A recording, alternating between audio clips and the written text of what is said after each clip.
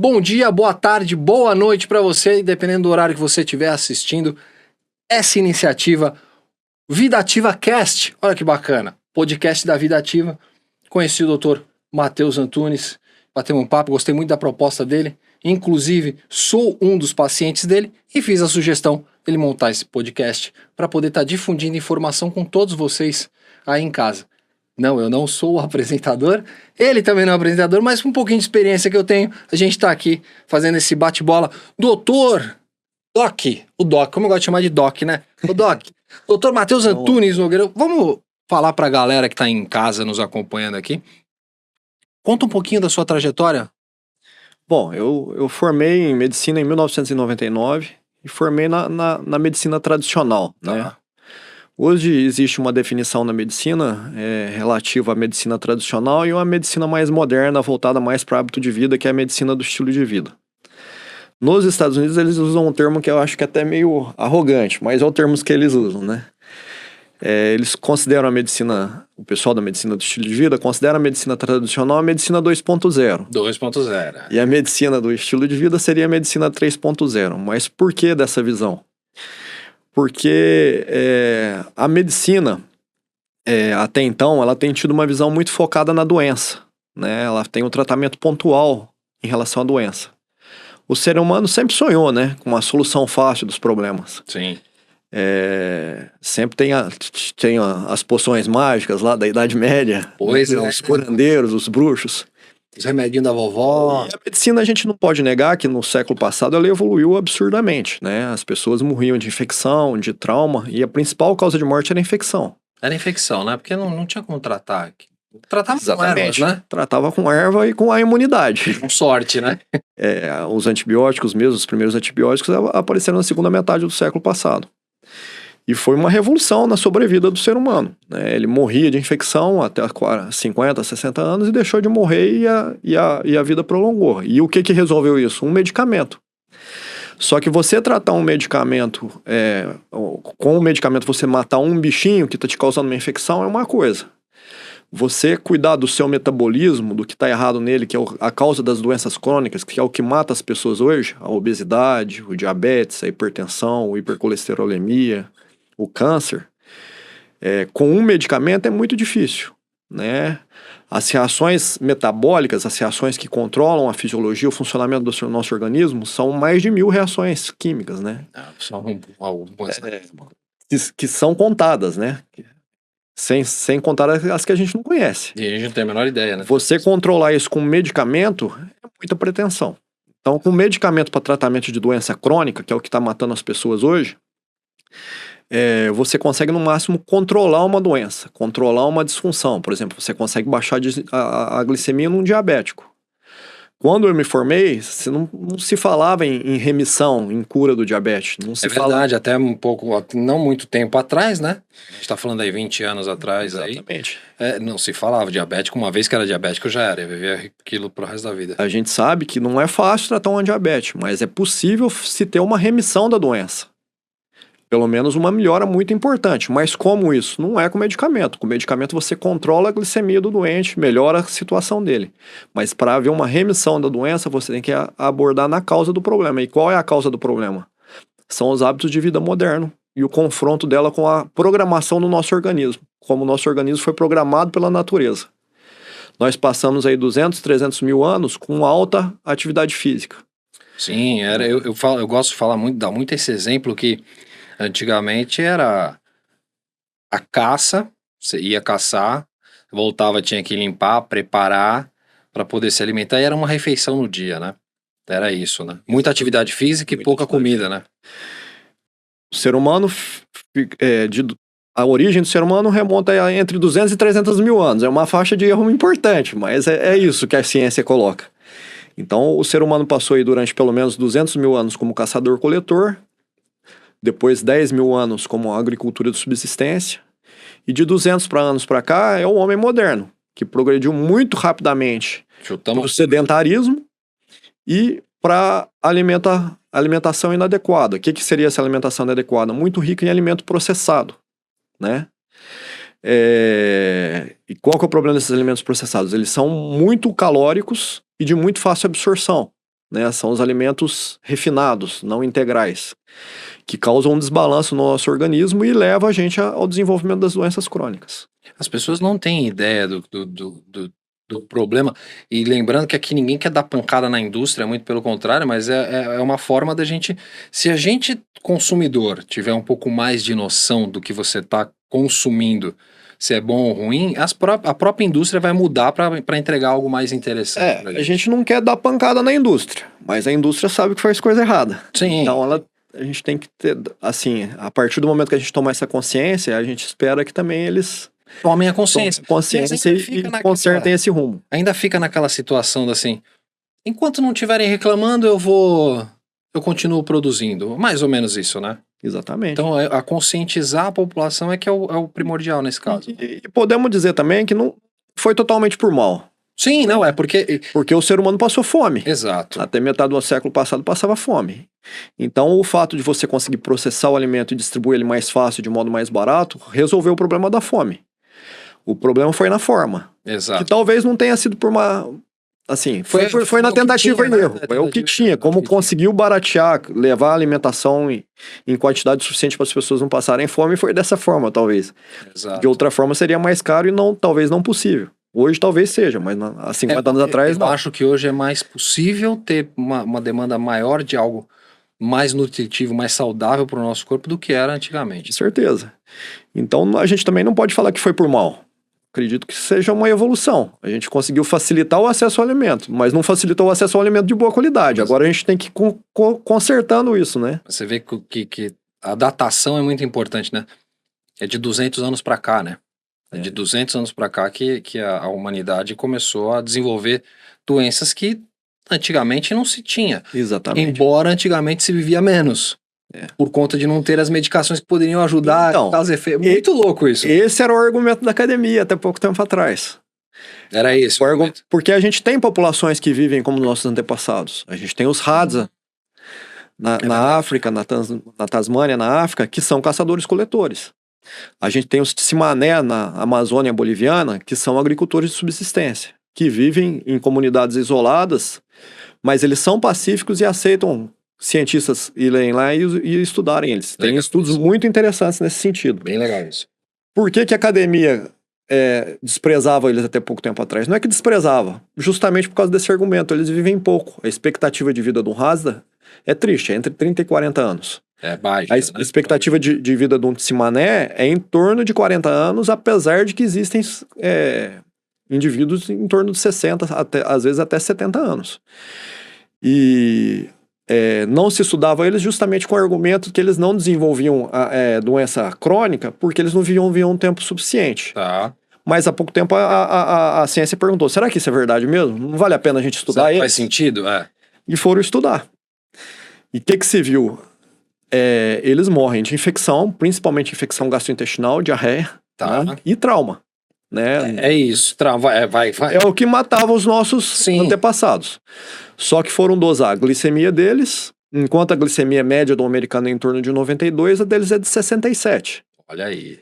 Foram dosar a colesterol deles, HDL, LDL. Tá. Em torno de 50%, 2/3 do nível do colesterol do americano. Eu digo do americano porque no americano tem mais estudos. Tem a base, né? Tem a base de comparação. Foram ver a composição corporal deles, eles têm muito músculo e muito pouca gordura. Tanto uma população quanto outra. Olha só. Tá?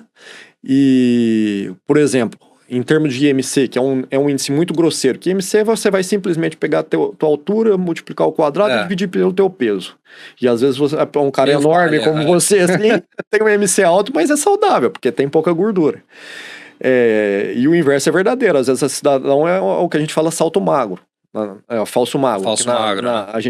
O termo técnico que a gente usa é sarcopênico. É o cara que tem aparência de magro, mas ele tem muito pouco músculo e muita gordura.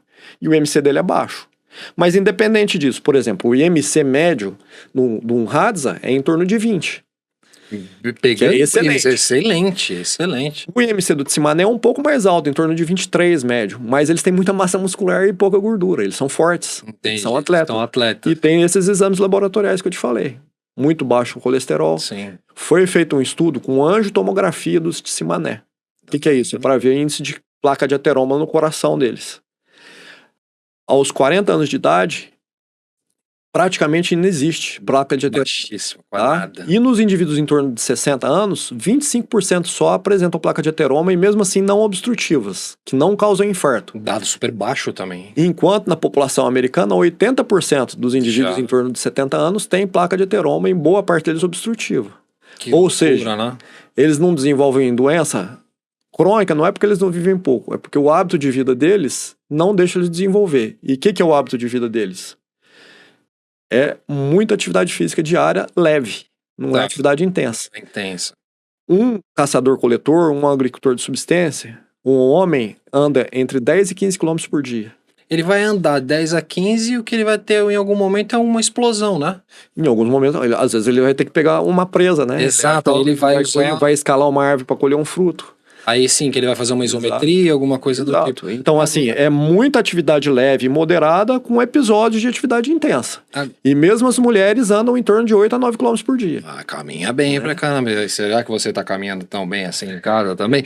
Agora, então, a morte deles a gente pode resumir que assim, é infecção no trato intestinal, porque eles devem comer infeccioso, Principalmente infecção gastrointestinal, justamente porque eles não comem alimento cozido, às vezes. tratado de alguma forma. Guardado no refrigerador Exato. do bicho que eles pegam no mato. Né? Isso é alguma queda. Eles têm muita virose também, sazonais, que muitas vezes é até levado pelo homem branco, acontece muito atualmente. Acontece isso, né, também. Mas a conclusão que se viu é que eles não desenvolvem doença crônica. Tá? E tem excelente composição corporal. Existem alguns casos, isso é muito interessante, de caçadores-coletores de 100 mil anos atrás, 20, 30 mil anos atrás, que foram encontrados os corpos no gelo, nos polos. Ok.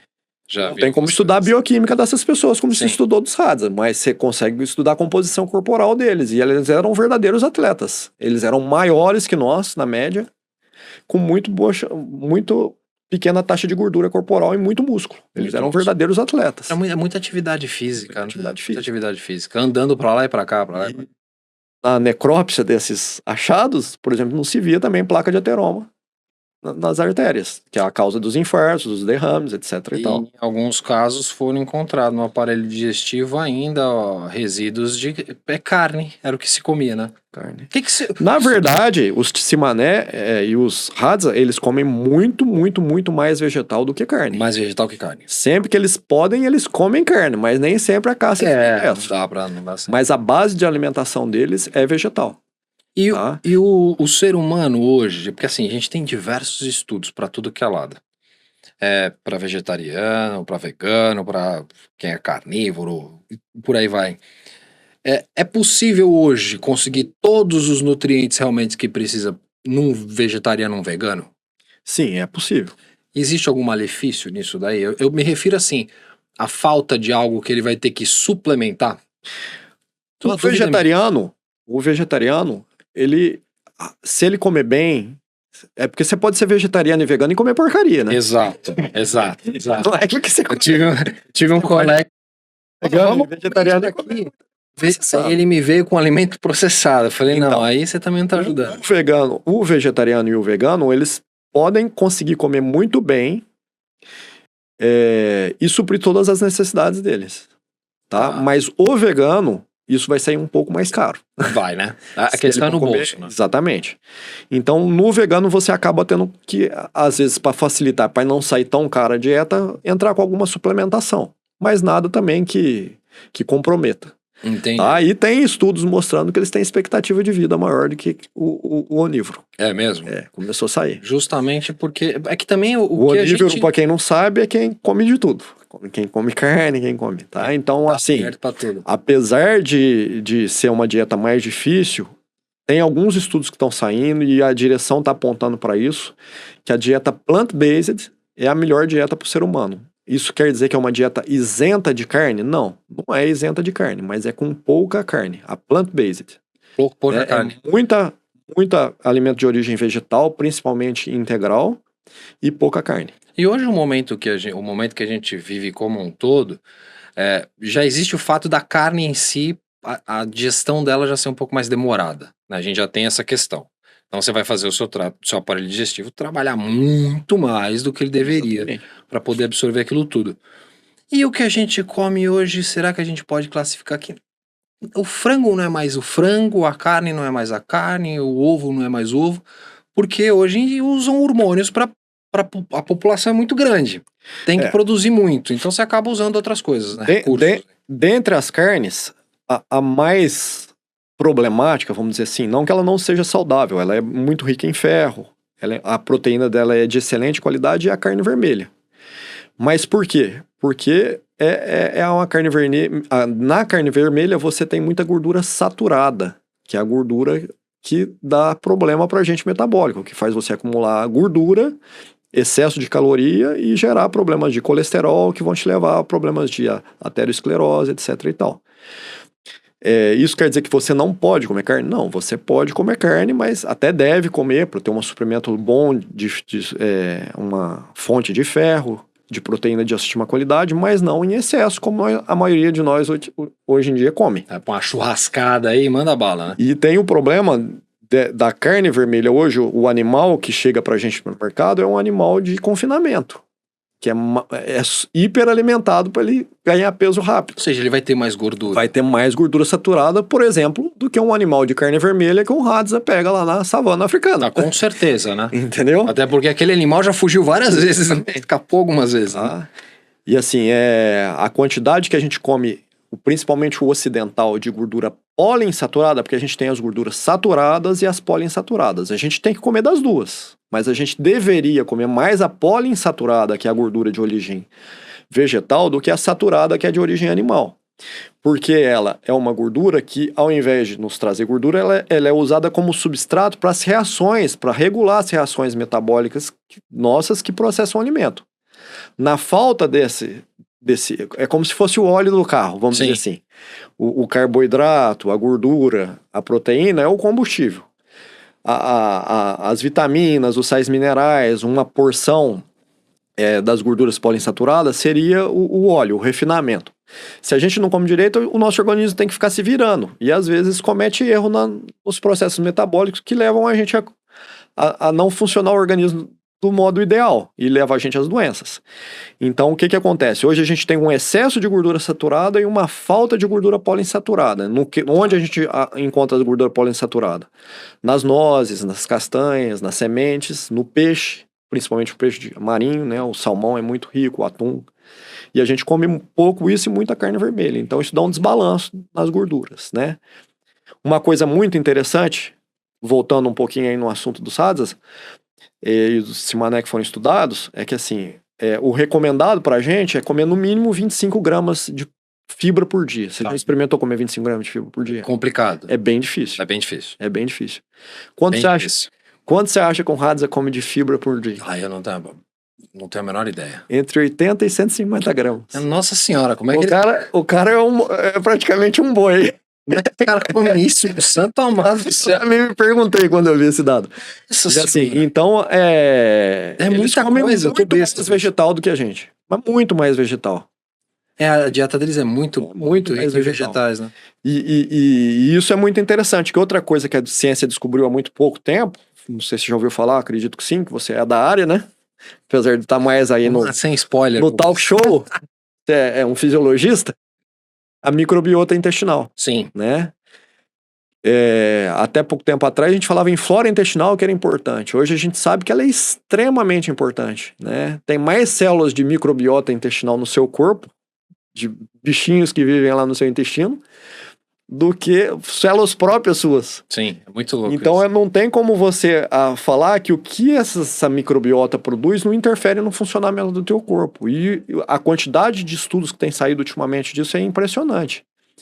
Essa microbiota intestinal, ela pode ser boa ou pode ser ruim para você. Tá. E você define ela desde que você nasce. Tá? Por isso que é muito importante você alimentar bem o seu filho, as suas crianças. Lógico. Evitar ficar dando antibiótico sem necessidade, porque tudo que você faz na infância é o primeiro print que a gente tem dessa microbiota. E ela está diretamente relacionada com obesidade, com doença metabólica, com câncer, com doença até psiquiátrica. Isso é Tá? importante, né? Eu vejo muito doce, a criançada comendo muito doce e muito industrializado. Exatamente. Isso me preocupa muito. E a gente sabe que quanto mais fibra você come, mais alimento de origem natural, integral, melhor a sua microbiota intestinal e melhor as substâncias que essa microbiota produzem e interferem no funcionamento do teu organismo. É. E o inverso é verdadeiro. Também. Uma alimentação muito rica em alimentos ricos em açúcar, ricos em gordura saturada, com muitas substâncias químicas de conservantes, etc e tal, interfere pelo mal nessa microbiota que vai passar a produzir substâncias que interferem na tua qualidade de vida, diretamente na tua qualidade de vida e por interferir na tua saúde. É aquela máxima, eu gosto de usar muito ela, que é descasque mais e desembrulhe menos, né? É mais a máxima que a gente usa, assim, de procurar mais alimentos saudáveis. O problema ainda hoje, eu ainda esbarro naquele pensamento dos animais em confinamento. É aí que a gente esbarra um pouco nessa questão. E sim, os vegetais é mais tranquilo de se consumir em relação a isso, né? Mais ou menos. Também tem que tomar Mais cuidado, ou né? menos. A Anvisa tem um monte de protocolos ali, Você já ouviu falar nas Blue Zones?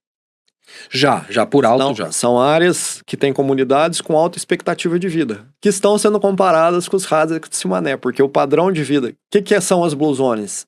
Nada mais são áreas de populações ocidentais que vivem no mesmo padrão de atividade física e alimentação que os nossos ancestrais, combinado com a nossa medicina.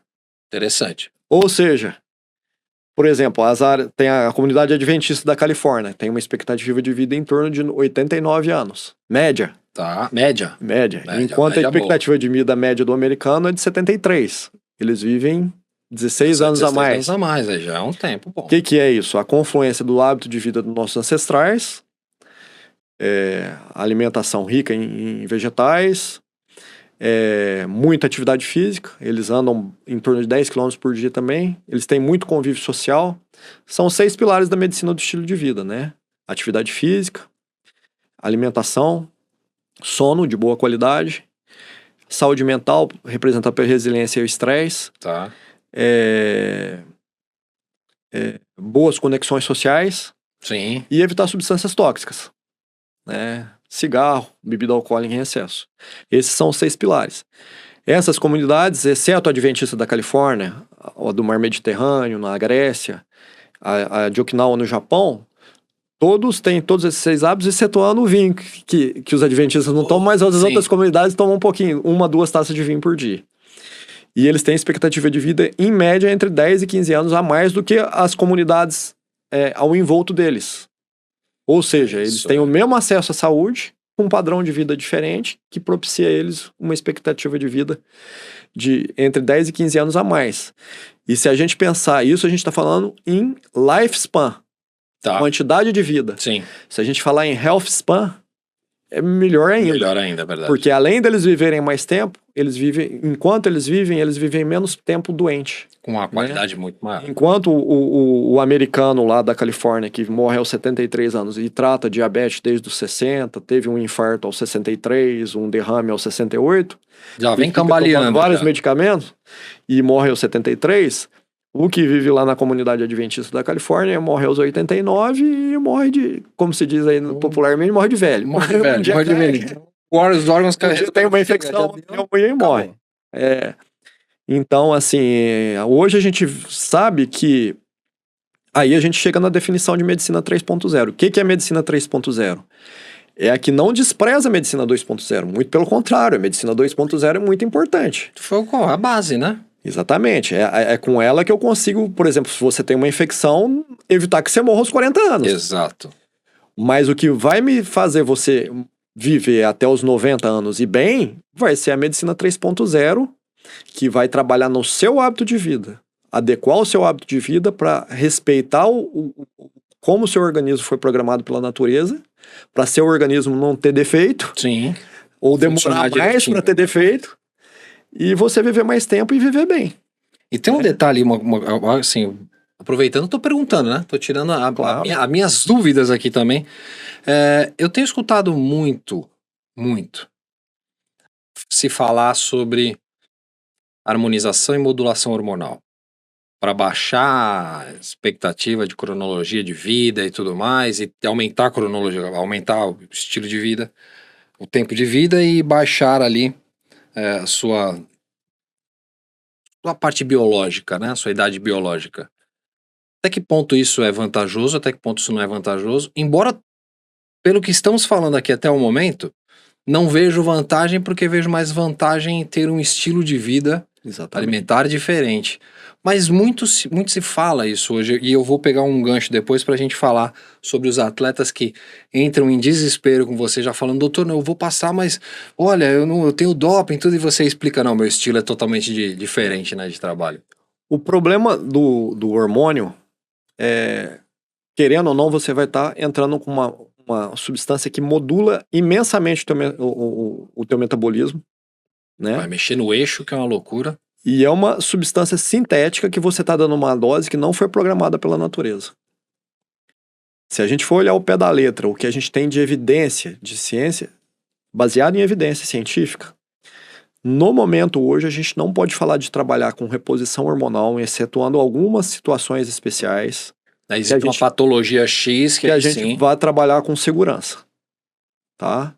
Então a melhor alternativa é você fazer o teu organismo produzir os hormônios na quantidade certa, na dose ideal para você, baseado nos seus bons princípios de vida, nos seus bons hábitos de vida. E aí baseado na aquele pilar, né? Alimentação, a atividade física e um bom descanso, né? Uma boa noite de sono. Essa área vai continuar sendo estudada, pode até mudar, mas no momento eu tenho que afirmar isso. São muito poucas as situações que se pode usar com segurança e que se tem indicação baseada em ciência. Só de falar em se utilizar em segurança já se cai por terra diversas opções aí que existem.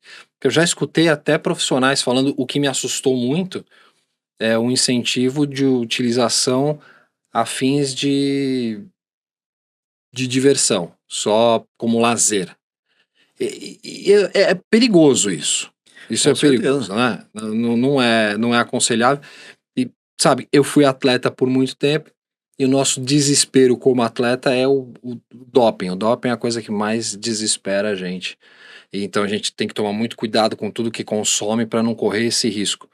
Os atletas que você cuida também, a galera também é preocupada com isso? Você está perguntando isso que eu te contei, né? Isso acontece com uma certa frequência. Quando a gente às vezes atende um atleta de alto desempenho que participa que tem antidoping, tá tão em voga isso de se usar e já tá tão popularizado, tá sendo tão prescrito que muitos atletas chegam e perguntam, mas doutor, você não vai me passar nada que eu você pego no antidoping não, né?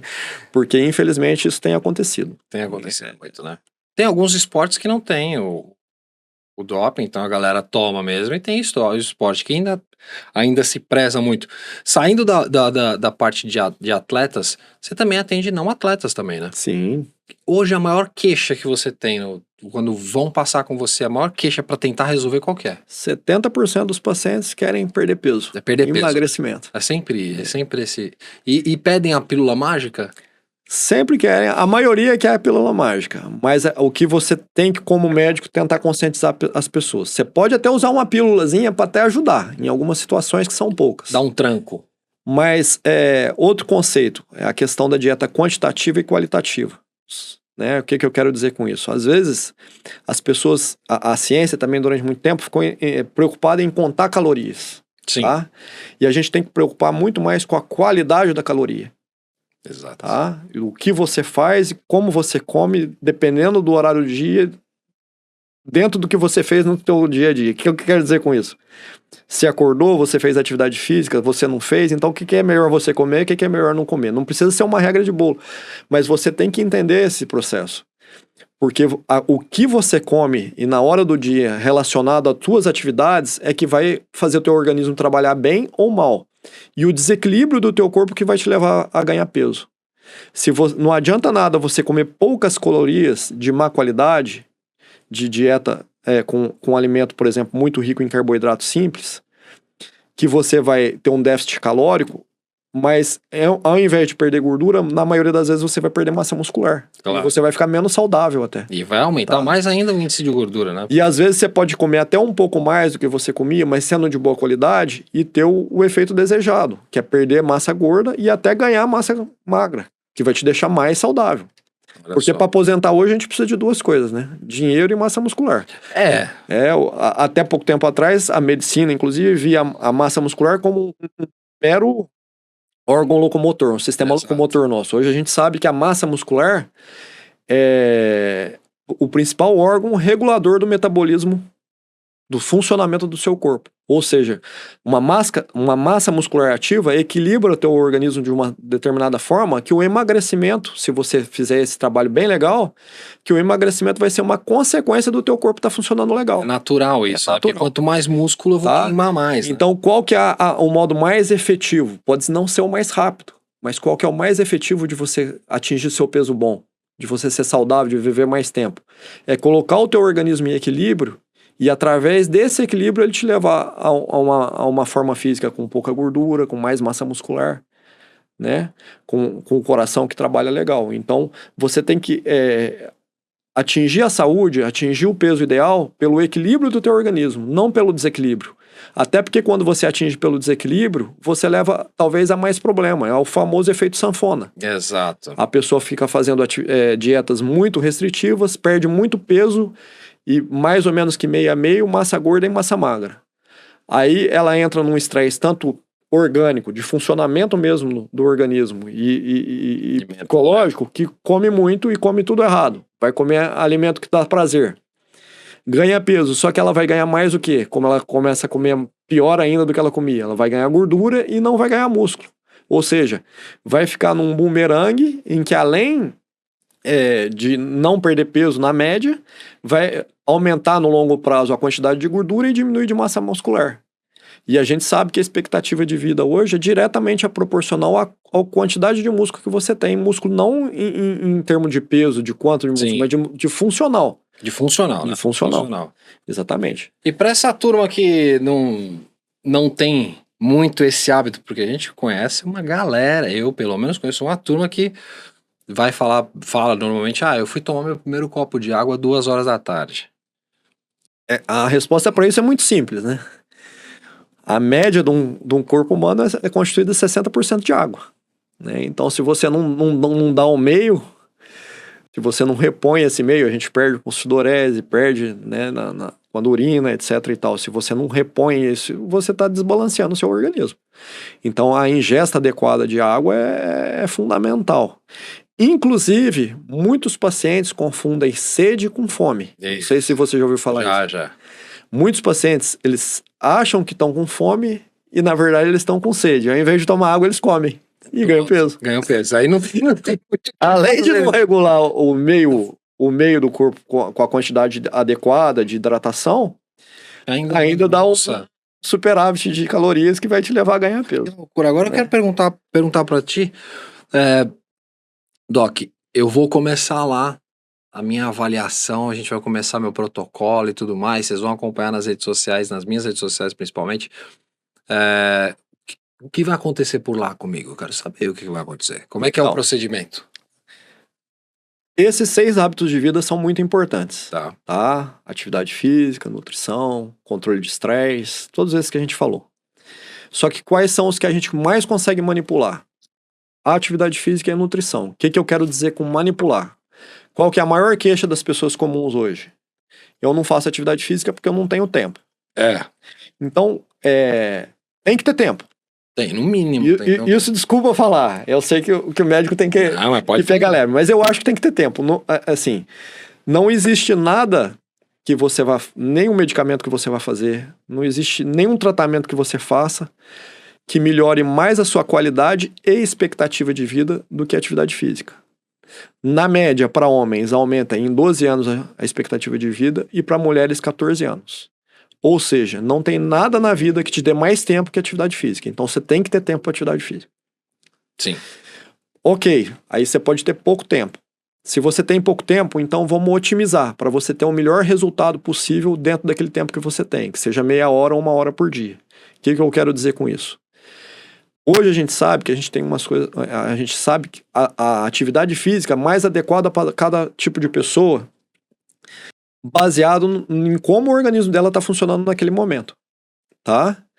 Então, por exemplo, você vai lá na semana que vem, a gente vai te fazer uma calorimetria, uma bioimpedância e vai fazer uma ergospirometria. A gente vai fazer uma varredura de como está o teu corpo e como está o teu metabolismo. E baseado na ergospirometria, a gente vai determinar as tuas zonas de treino. Tá? Por que isso? Porque se você vai para academia, se você não está fazendo nada e começa a fazer uma atividade física, ótimo, 100%. Você está fazendo uma coisa muito boa para você, Legal. muito melhor do que não fazer nada. Sim. Você está aumentando a expectativa de vida. Agora, se você vai e faz uma atividade física estruturada, tá? Que a gente pode dividir de acordo com o que você gosta mais, entre musculação, por exemplo, e atividade aeróbica, que seja uma corrida, mas a gente fazendo uma dose certa para você, que a gente consegue determinar pelas suas zonas de treino, você pode ter um resultado até 5 vezes superior a fazer uma atividade física de qualquer forma. Já é muito benefício, porque é 5 vezes superior. E aí, com certeza, tendo um risco muito menor de qualquer Muito tipo menor de de lesão. E o que as pessoas se assustam na maioria das vezes, que o maior erro do atleta amador, aquele que vai lá na academia e quer perder peso, o que é muito comum? Todo mundo conhece essa história. O cara não fazia nada, acumula uma barriguinha e quer perder. Vai pra academia e começa a correr e perde uns 10 quilos. Depois de 2 meses, ou faz musculação, depois de 2 meses estagna e para de perder peso. Acabou. Isso é super comum. O que acontece? A pessoa está fazendo um treino normalmente de muito mais alta intensidade do que deveria. Na verdade, a gente tem que variar. Hoje a gente sabe que tanto para desempenho esportivo quanto para saúde, a gente tem que ter uma divisão, principalmente na atividade aeróbia, de 80% em atividade leve aeróbia e 20% em intensidade. Isso já foi amplamente estudado com várias divisões, 50% leve, 50% de intensidade, 60% leve, 40% de intensidade. Qual que é melhor para os dois? Atividade física para desempenho esportivo ou para saúde? É 80-20, 80 leve e 20 intenso. Vai mudar, obviamente, para quem quer desempenho, o volume. Sim. Quem quer desempenho vai ter que fazer um volume muito maior do que quem quer saúde. Mas a regra vai ser Mas a regra é essa. E a maioria do amador vai pra academia e todo dia bota o tênis, principalmente quem corre, e quer bater o recorde do dia anterior. Pois é. E tá sempre trabalhando forte. E não tem a variação dos sistemas metabólicos e na quantidade certa. E pior, trabalha mais o sistema metabólico que não faz ele processar bem gordura. E é por isso que ele estagna. Ele perde peso durante um tempo porque ele tá gastando mais energia do que ele gastava. Só que ele não tá melhorando porque ele tá melhorando o metabolismo dele. Entendi. Quando você faz uma atividade física de baixa intensidade, você gasta menos energia. Exato. Pelo fato de fazer atividade física, você até, naquele dia, você emagrece menos. Pelo fato de gastar energia.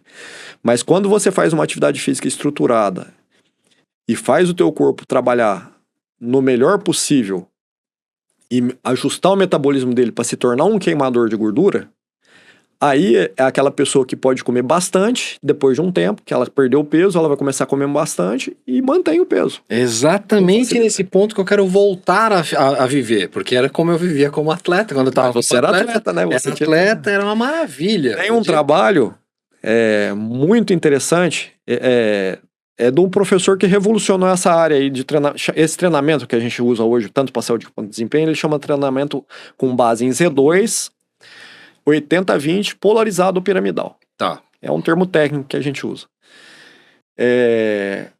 Quando ele soltou esse treino, ele era assessor de uma equipe que chama Emirates, o United Emirates, que é da UCI, do Circuito Mundial de Ciclismo. Ele era técnico do Daniel Pogacar, que é um dos principais, se não o principal ciclista hoje, do circuito. Aí, o Daniel Pogacar era super novo na época, em 2017, 2018, tinha em torno de 19, 20 anos e começou a ganhar tudo. Aí foram ver o que ele estava fazendo diferente. Tudo bem, ele deve ter uma genética super privilegiada, mas o treinamento, aí ele falou que estava fazendo esse treinamento. E até então, a academia acreditava muito só em intensidade, inclusive para treinamento esportivo. Ele foi meio que assim, então, o treino não é o treino não, é porque a genética dele é boa.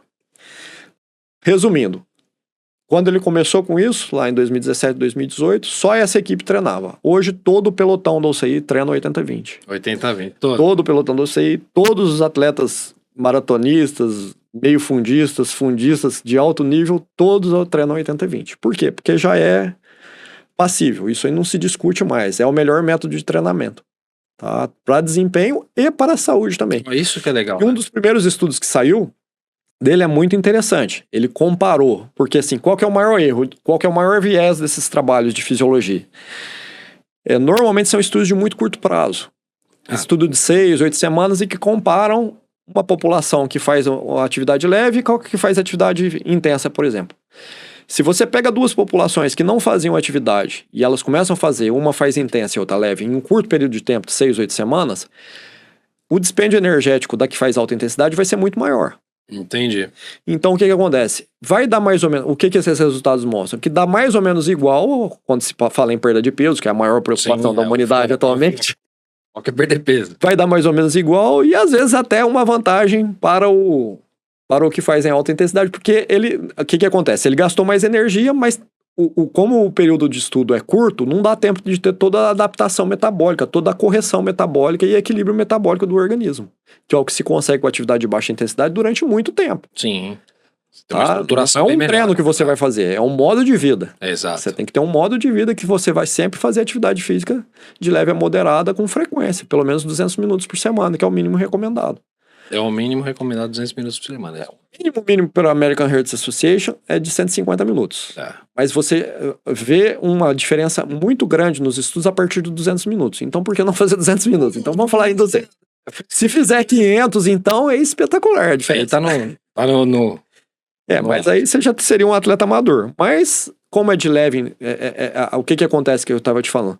Como a atividade benéfica, na maioria do tempo, é leve, é mais fácil de fazer do que a maioria das pessoas fazem. Exato, né? Muito mais tranquilo.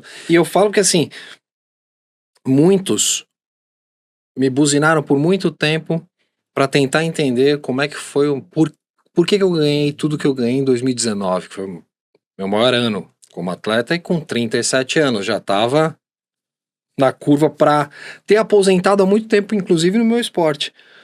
Eu fazia 80-20. Era o treinamento que eu fazia. É a primeira vez que eu tô contando isso. Não contei em lugar nenhum. Eu sempre, não vou falar sobre isso. Você fez meio que nos primórdios. Sim, nos primórdios. Agora, assim, hoje já é assim. Hoje, com certeza, todos os seus adversários da época que ainda estão lá estão treinando. Estão fazendo 80-20. Não tenha dúvida. Se eles estão em alto índice, alto rendimento. Já tem o recordista mundial da modalidade e faz 80-20. Isso não se discute mais. O que se discute é se faz polarizado ou piramidal, que é variações do 80-20.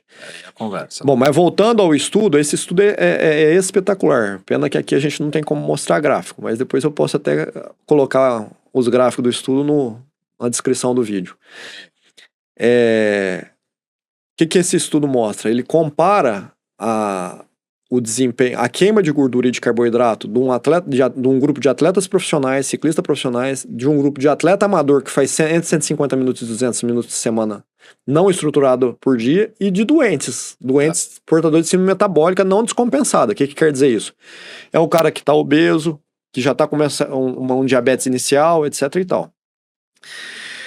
O atleta profissional, ele começa queimando em torno de 50% de gordura, e à medida que ele começa, no teste de esforço, você vai fazer isso lá semana que vem, você vai progredir o teu esforço. Sim. A intensidade dele durante ali entre 8 e 12 minutos.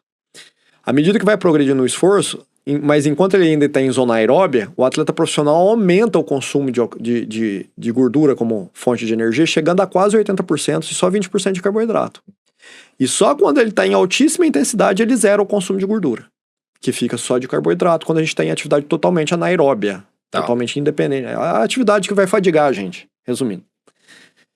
O praticante de atividade leve, ele começa consumindo mais gordura, só que logo cai e assim, quando a curva é muito rápida. A curva é rápida. O atleta profissional, enquanto ele está ainda em atividade aeróbica, lá subindo a gordura, o atleta amador já parou. Já foi, já deu, já tipo... O da síndrome metabólica já começa queimando mais carboidrato do que gordura. Olha só. É muito próximo, mas já começa e logo que ele já está em Já atividade despenca. super leve, já despenca e ele não e o que ele consegue manter é muito pouco tempo, tá? O que você conclui com isso? Que mitocôndria é vida. É isso, pronto. Aí, Agora vamos explicar o que eu quis dizer Isso. com isso. Na verdade, quando você faz um treinamento aeróbio contínuo, você vai progressivamente aumentar o teu número de mitocôndrias. Você sabe o que é isso, Isso é. mitocôndria, mas nós temos que explicar para É, quem está assistindo e não é fisiologista como você. Justo. A mitocôndria é a usina de energia do músculo, tá?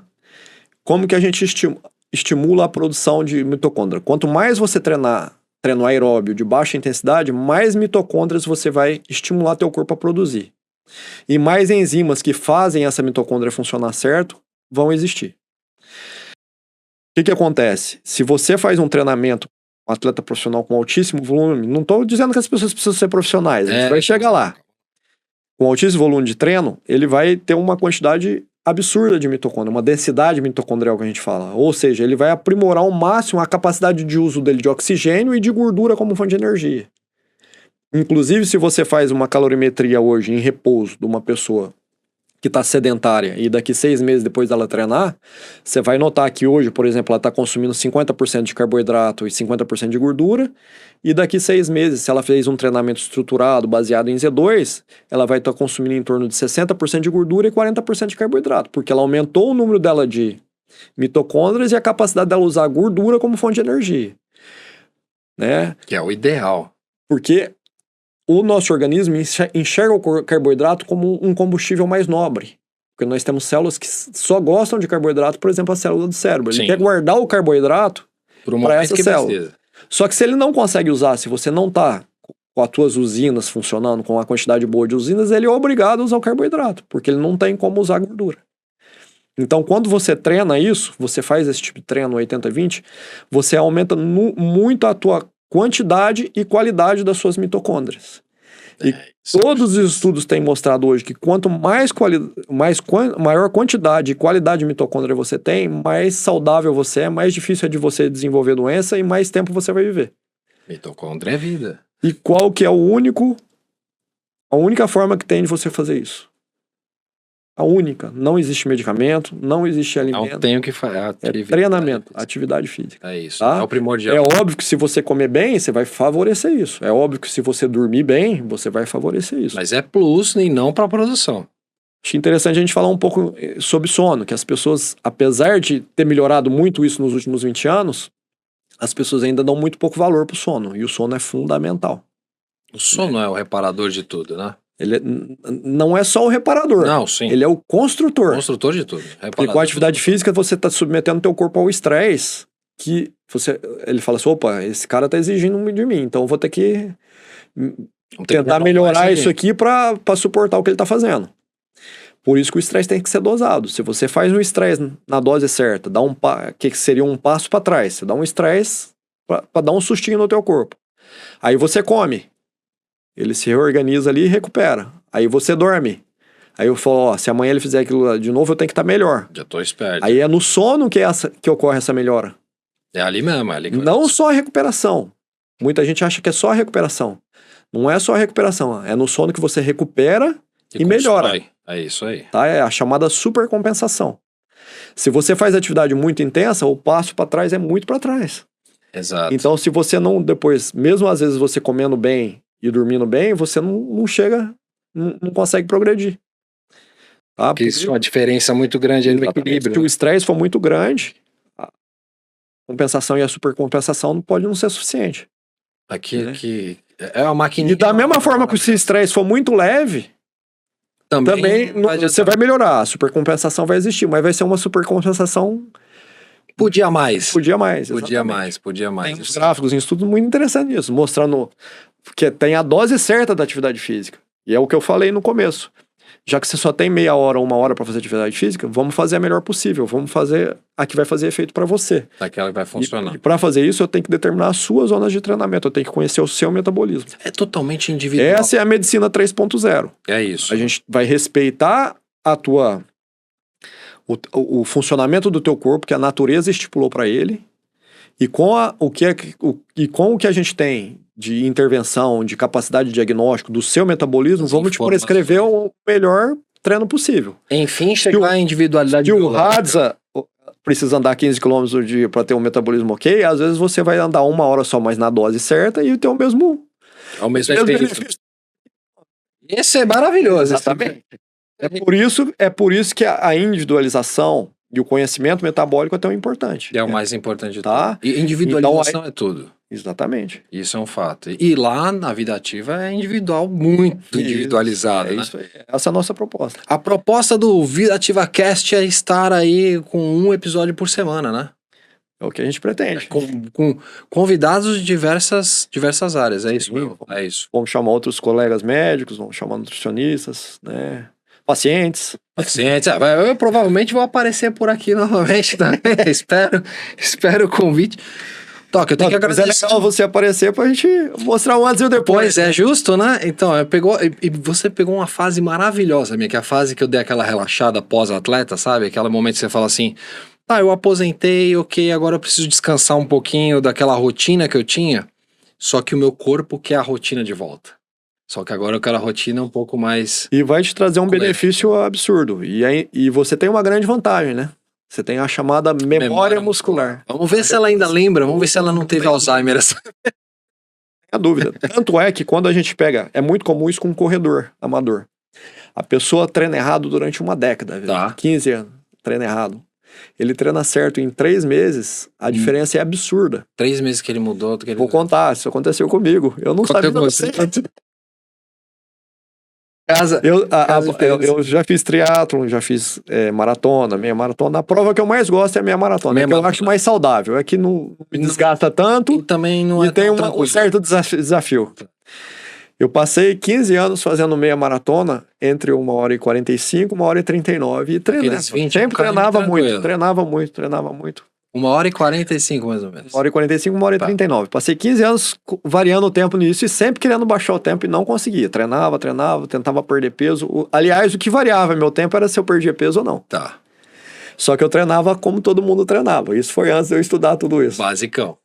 Todo dia punha o tênis e queria bater o recorde do dia anterior. Tinha uma certa estruturação, mas era uma estruturação baseada mais em intensidade. Não tinha essa distribuição 80-20 que a gente... Sim. Que você, inclusive, fez, né? Aí eu me falei, não, eu estudei e falei, vou fazer. Quando eu comecei a fazer, eu assustei, porque o dia que eu saía pra correr leve, eu sou amador, hein, gente, não sou profissional. O dia que eu saía pra correr leve, eu saía a 12 por hora e achava que tava leve. E na verdade eu tava pra mim em zona Sim. Z3, Z4.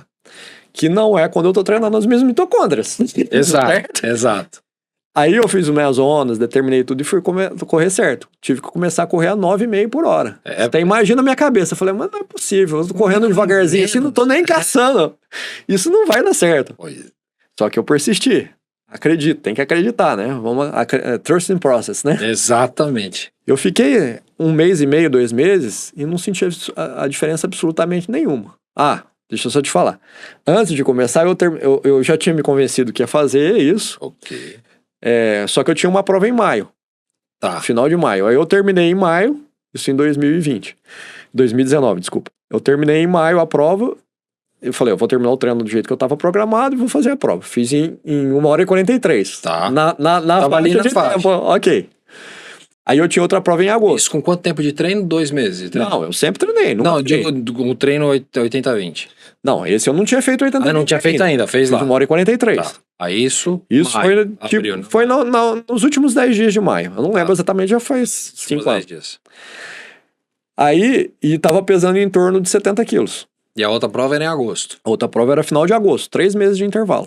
Na semana seguinte, essa prova de maio, que eu fiz 1h43 pesando 70 quilos, eu comecei a treinar o 80-20. Baseado nas zonas de treino, etc e tal. O que eu corria leve a 12 por hora, eu passei a ter que correr a 9,5. Mas persisti, baseado em frequência cardíaca, em pace, etc e tal. Até um mês e meio, eu não senti a diferença nada. Absolutamente nenhuma. Mesmo peso, mesma velocidade, mesma frequência cardíaca, mantendo. Depois de 45 dias, mais ou menos, o que aconteceu? A minha frequência cardíaca mantendo, eu comecei a subir o pace. E eu comecei a perder gordura. Olha só. Mantendo a alimentação, eu comecei a afinar. Olha que beleza, hein? Tá? Aí eu cheguei pra prova, que ela é em Florianópolis, em agosto. O que eu treinava, assim, na época, a minha frequência cardíaca máxima para Z2 era abaixo de 127. Tá. Então, para manter abaixo de 127, no começo eu tinha que correr 9,5 por hora. Quando eu cheguei na semana anterior da prova, eu tava correndo a 12,5 e tava com a frequência abaixo de 12,5 km por hora. E eu tava pesando 62 quilos. Olha aí. Sem mudar a dieta. Não mudou nada. Eu não comia mal. Eu já comia bem, né? Só manteve. Comia mais vegetal, comia carne também, mas comia mais vegetal, baixa quantidade de calorias. E o tempo que eu tinha feito 1h43 na mesma distância, em Maio? maio, e fiquei 15 anos tentando baixar, em agosto eu fiz em 1h32. Olha, que absurdo. É absurdo. Que absurdo. Mas isso que a gente tava falando de memória muscular. Como é que você tentou baixo? Tá que baixou um pouco. Mas assim, isso não vai acontecer com quem nunca treinou e começar a treinar. Em 3 meses ele não vai ter um resultado desse. Mas como eu fazia isso há 15 anos, corria, só de eu ajustar o treino, o meu organismo agradeceu absurdamente. Então será que corre o risco de eu voltar a competir ainda alguma competição que estão me buzinando para competir? Será que vai acontecer isso? Se o corpo permitir, olha que eu arrisco, hein? Eu arrisco competir mais uma só pra me divertir. Você tem que usar no pódio lá a camiseta. Lógico, certeza disso. Doc, voltamos semana que vem, então. Semana que vem vamos estar de volta. Vamos aí, e se Deus quiser. A descrição de tudo vai estar nas redes sociais. Você quer conhecer a Vida Ativa também, tá na descrição desse vídeo aqui também. Já vai aproveitando, compartilha já pra aquela galera toda, porque aqui vai ser papo de saúde e saúde personalizada, então, individualidade biológica. Falei bonito, doutor? É isso, mano? Então tá certinho? Esse é o seu dom, né? Eu agradeço o convite para esse projeto, vai ser uma maravilha. E sempre que precisar, pode contar comigo. Beleza. De verdade. Até a próxima, pessoal. Valeu, galera. Obrigado.